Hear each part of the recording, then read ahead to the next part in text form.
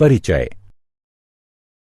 हम अपने आसपास जिन वस्तुओं को देखते हैं, अगर उनमें से किसी का भी चयन करें तो उसे पदार्थ के रूप में वर्गीकृत किया जा सकता है। विस्तृत रूप में कहें तो जिन वस्तुओं को हम अपनी इंद्रियों से देख या अनुभव कर सकते हैं, उन्हें पदार्थ के रूप में वर्गीकृत किया जा सकता है। अतः हम कह सकते हैं कि हर वैसी वस्तु जो स्थान घेरती है और जिसका अपना द्रव्यमान होता है, पदार्थ है। केक का टुकड़ा, पत्थर, किताब, दूध, गुब्बारे आदि सभी स्थान घेरते हैं और सबका अपना द्रव्यमान होता है। इन्हें पदार्थ के रूप में वर्गीकृत किया जा सकता है। पदार्थ की 3 अवस्थाएं हो सकती हैं: ठोस, द्रव और गैस। उद्देश्य। इस पाठ के अंत में आप निम्न करने में सक्षम हो जाएंगे: पदार्थों के प्रकार समझना, पदार्थों की अवस्था पहचानना, तापमान या दाब परिवर्तन होने पर पदार्थों की अवस्था किस प्रकार परिवर्तित हो सकती है, विभिन्न गतिविधियों द्वारा ऊर्ध्वपातन और वाष्पीकरण प्रक्रम के बारे में सीखना, पदार्थों का भौतिक स्वरूप। सभी पदार्थ का निर्माण सूक्ष्म कणों से हुआ है। ये कण इतने सूक्ष्म होते हैं कि इन्हें नंगी आंखों से देखना संभव नहीं है। इन सूक्ष्म कणों को अणु नाम दिया गया है। ये अणु और भी सूक्ष्म कणों से निर्मित होते हैं, जिन्हें परमाणु कहा जाता है। प्रत्येक पदार्थ के अणु भिन्न होते हैं। 115 प्रकार के परमाणु हैं, जो भिन्न प्रकार के जुड़ाव से भिन्न प्रकार के अणु पैदा करते हैं। पदार्थ के कणों के अभिलाक्षणिक गुण। पदार्थ के कणों के मुख्य अभिलक्षण अधोलिखित हैं। पदार्थ के कणों के बीच रिक्त स्थान होता है। पदार्थ के कण निरंतर गतिशील होते हैं। पदार्थ के कण एक दूसरे को आकर्षित करते हैं। पदार्थ की अवस्थाएं।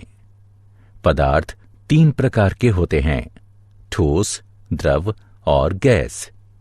ठोस का आकार और आयतन निश्चित होता है।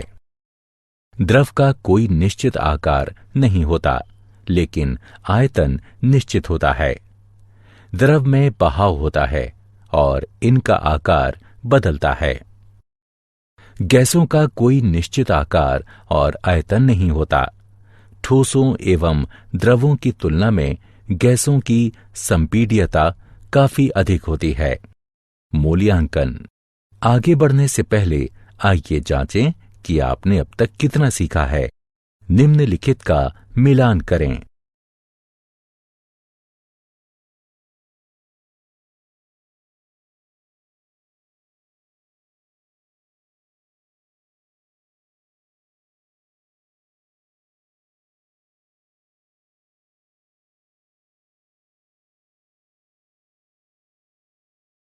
तापमान का प्रभाव।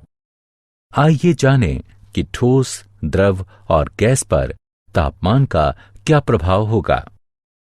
तापमान बढ़ाने पर गतिज ऊर्जा बढ़ जाती है। तापमान बढ़ने से ठोस द्रव में परिवर्तित यानी संगलन हो जाता है और द्रव गैस में परिवर्तित यानी वाष्पीकृत हो जाता है।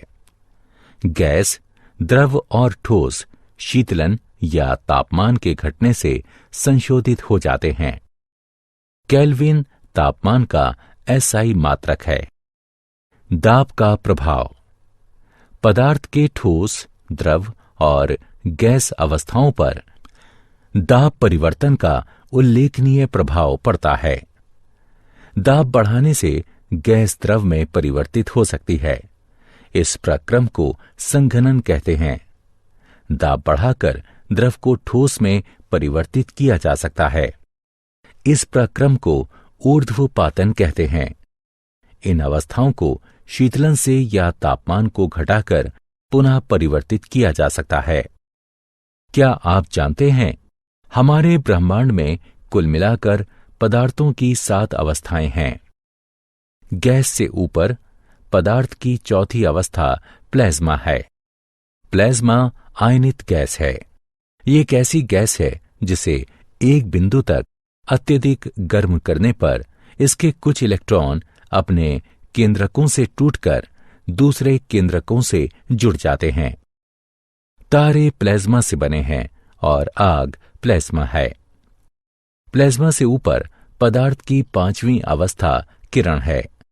किरण और दूसरी पदार्थ की 4 अवस्थाओं में अंतर यह है कि ठोस, द्रव्य, गैस और प्लाज्मा के कण हर दिशा में गति करते हैं, जबकि किरण के कण तालमेल से एक दिशा में गति करते हैं। इन 5 पदार्थ की अवस्थाओं से अलग एक अवस्था ऐसी भी है जो इन सभी अवस्थाओं से नीचे है। ये अवस्था है शून्य पदार्थ की अवस्था। शून्य पदार्थ की अवस्था BEC या बोस-आइंस्टीन कॉन्डेंसेट के नाम से जानी जाती है। यह सबसे ज्यादा संघनित सभी पदार्थों का संघनन है। सारांश। आइए हमने जो कुछ सीखा है उसे संक्षेप में दोहराएं। सभी पदार्थ सूक्ष्म कणों से निर्मित हैं। अणु का निर्माण अति सूक्ष्म कणों से होता है, जिसे परमाणु कहते हैं। पदार्थ 3 प्रकार के होते हैं: ठोस, द्रव और गैस। ठोस का निश्चित आकार और आयतन होता है। द्रव का आयतन निश्चित और आकार अनिश्चित होता है। गैस का ना तो आकार निश्चित होता है और ना ही आयतन। तापमान की SI इकाई केल्विन है। दबाव में वृद्धि कर गैस को द्रव में परिवर्तित किया जा सकता है।